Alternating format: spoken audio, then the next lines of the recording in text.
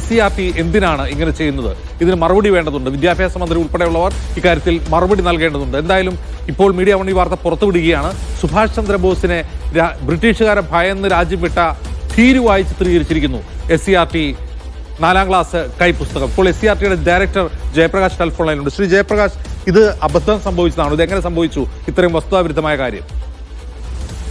കുറച്ച് ദിവസം മുമ്പാണ് മീഡിയ വൺ ഈ വാർത്ത പുറത്തുവിട്ടിരുന്നുവെങ്കിൽ അതിൽ ഒരു കാര്യം ഉണ്ടായിരുന്നു. നമുക്ക് ഈ വിഷയം നമ്മുടെ ശ്രദ്ധയിൽപ്പെട്ടപ്പോൾ തന്നെ നമ്മളത് കറക്റ്റ് ചെയ്യുകയും അതൊരു ഡ്രാഫ്റ്റിൽ വന്നിട്ടുള്ള ഒരു പിഴവാണ്. അപ്പോൾ അത് കറക്റ്റ് ചെയ്യുകയും ഇപ്പൊ നമ്മളത് അത് കറക്റ്റ് ചെയ്തിട്ടുള്ള വെർഷനാണ് നമ്മളിപ്പോ വെബ്സൈറ്റിൽ കൊടുത്തിരിക്കുന്നത്. ഇത് കൈപ്പുസ്തകം അച്ചടിച്ച് നൽകിയതല്ല? അല്ല, അച്ചടിച്ചിട്ടില്ല. ഓക്കെ, അപ്പൊ ശ്രദ്ധയിൽപ്പെട്ട ഉടൻ തന്നെ തിരുത്തിയിട്ടുണ്ട്? തിരുത്തി. നമ്മളിപ്പോ 4ാം ക്ലാസ്സിലെ ടീച്ചർ ടെക്സ്റ്റ് ആണ്, കുട്ടികൾക്ക് കൊടുക്കുന്ന ടെക്സ്റ്റ് അല്ല അത് അധ്യാപകർക്ക് വേണ്ടിയിട്ട് കൊടുക്കുന്ന അധ്യാപക സഹായിയാണ്.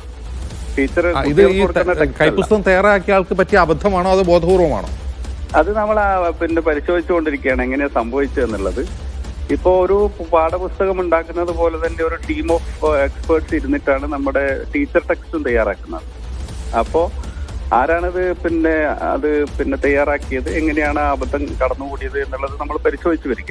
തീർച്ചയായിട്ടും അത് നമ്മൾ വിശദമായ പരിശോധനയ്ക്ക് വിധേയമാക്കും. ഇത്തരത്തിലുള്ള ഒരു ചരിത്രപരമായിട്ടുള്ള ഒരു തെറ്റ് കടന്നുകൂടാൻ പാടില്ലാത്തതായിരുന്നു. അത് കണ്ടപ്പോൾ തന്നെ നമ്മളത് തിരുത്തി.